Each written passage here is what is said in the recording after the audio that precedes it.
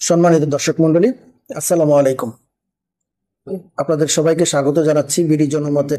আপনারা জানেন গতকালকে বাংলাদেশের প্রধান উপদেষ্টা প্রফেসর ডক্টর মোহাম্মদ ইউনূস জাতিসংঘের ৮০তম অধিবেশনে যোগদান করার জন্য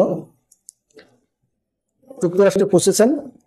ওনার সফরসঙ্গী হয়েছেন বিএনপি মহাসচিব মির্জা ফখরুল ইসলাম আলমগীর, সাথে আছেন জামাত ইসলামীর নায়েবে আমির ডাক্তার আব্দুল্লাহ মোহাম্মদ তাহের, আরো আছেন এনসিপির সাধারণ সম্পাদক আক্তার হোসেন এবং তাসনিম জারা। সাধারণভাবে আমরা ভেবেছিলাম যে সেখানে একটি সমস্যা সৃষ্টি হতে পারে, কিন্তু সেখানে যে অনাকাঙ্ক্ষিত ঘটনাটি ঘটেছে সেটা আমি দেখে নেই সেখানে একজ্যাক্টলি কি ঘটেছে।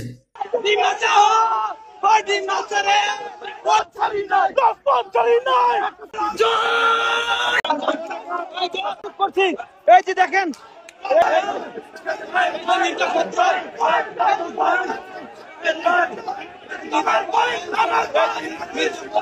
আপনারা দেখলেন পুরো ভিডিওটি, লক্ষ্য করে দেখবেন এখানে কয়েকটি বিষয় খুব লক্ষ্য করার মতো, চিন্তা করার মতো।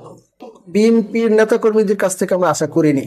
একদম প্রথম কথা এবং স্পষ্ট কথা, বিএনপির মহাসচিব যুক্তরাষ্ট্রে গেলেন, উনি পৌঁছানোর আগ পর্যন্ত নেতাকর্মীরা পুরো স্লোগান দিলেন। যখন বিএনপির মহাসচিব বিমানবন্দর থেকে গাড়িতে উঠবেন তখন তারা কোথায় গিয়েছিলেন? ওনারা যারা ডক্টর ইউনূসের সাথে গিয়েছেন সবাই বাংলাদেশের এক একটি রাজনৈতিক দলের শীর্ষস্থানীয় নেতৃবৃন্দকে গিয়েছেন।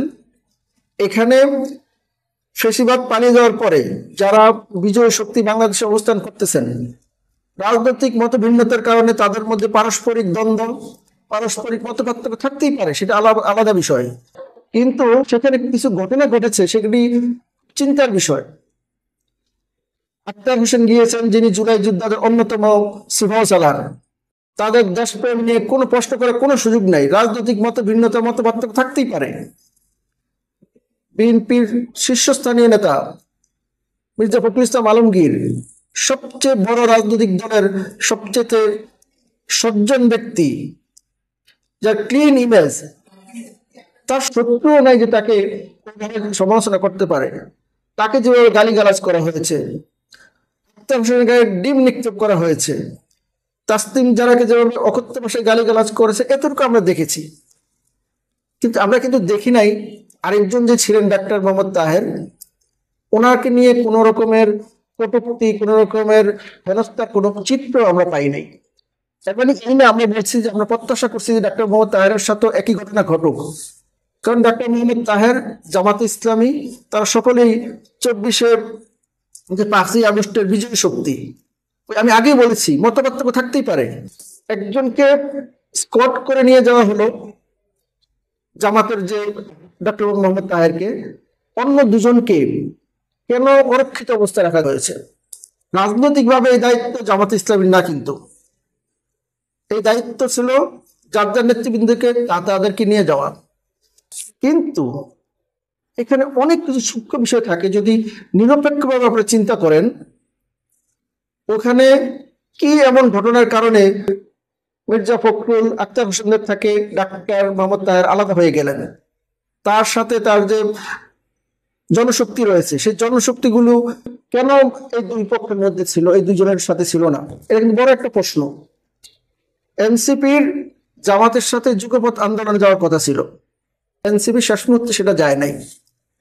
তাহলে কি ওখানে কোনো প্লট সাজিয়ে রাখা হয়েছিল? কোনো মিস ইনফরমেশনের কারণে বিএনপির নেতাকর্মীরা ওখান থেকে চলে গিয়েছিল কি? আমরা কিন্তু জানি না। এই জিনিসগুলো খতিয়ে দেখতে হবে, কারণ তারা নিউ ইয়র্কে যারা গিয়েছেন তারা বাংলাদেশের সম্মানিত মানুষ, সেখানে আমাদের সম্মান জড়িত, সমস্ত রাজনৈতিক দলের সম্মান জড়িত। এখানে ভিন্নভাবে দেখার কোনো সুযোগ নেই।